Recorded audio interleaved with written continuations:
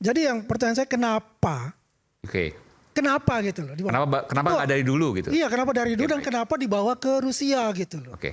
Ya kita kan tahu, Ya. sayang Bu Kony nggak hadir sini. Yang bisa menjawab semuanya mungkin nggak ada bukan kita semua kecuali satu orang, Bung Rocky Gerung, silakan. Pertanyaannya kenapa? Yang kedua, kenapa dibawa ke Rusia? Kenapa nggak dari dulu dibuka? Bung Aiman, Kenapa saya mau komentar dibawa ke Rusia? sedikit. Bu Kony itu baru tahu sekarang.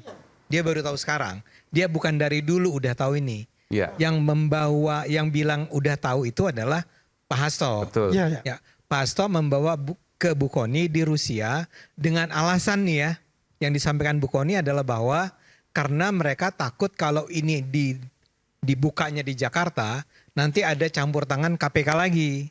Karena dalam kasus ketika Pak Hasto pertama kali dipanggil ke KPK, ingat yang asistennya itu digerebek itu loh, bukan digerebek apa, diambil HP-nya. Kusnadi namanya. Dalam Kusnadi ya. Karena itu dia bilang supaya jangan sampai itu terjadi, maka diselamatkan di Rusia. Tapi pertanyaan saya sama. Kenapa nggak dari dulu itu kan? Kenapa nggak dibuka di sini? Kenapa nggak dibuka di sini sekarang? Ade. Dan Bang dari, Ade, ini dari sayangnya Bu Kony sebelumnya? nggak ada ya. Saya pertanyaan saya begini, Bung Kony, Profesor Kony ini adalah anggota Valdai Apa itu? Discussion Club. Valdai Discussion Club Oh ya, di Rusia. di Rusia. Ya, dia kan memberikan input kepada pemerintah Rusia. Yang saya takutkan ini ada rahasia negara yang mungkin juga dia simpan di sana. Bisa saja loh terjadi. Bocor ke Rusia nanti. Bisa bocor ke Rusia. Dan itu bahaya. Bahaya kan? Apa enggak? Pertanyaan saya secara hukum, apakah itu termasuk melanggar hukum dalam undang-undang? Anda kan nggak tahu barangnya, kok menganggap itu rahasia negara. Oke, Bung Rocky silakan Bung Rocky. Seandainya kita tidak tahu barangnya, boleh nggak kita bikin kesimpulan?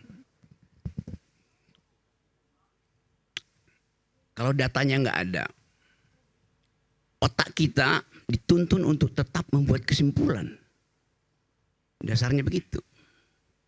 Jadi kita mulai dengan definisi skandal. Apa sih skandal itu?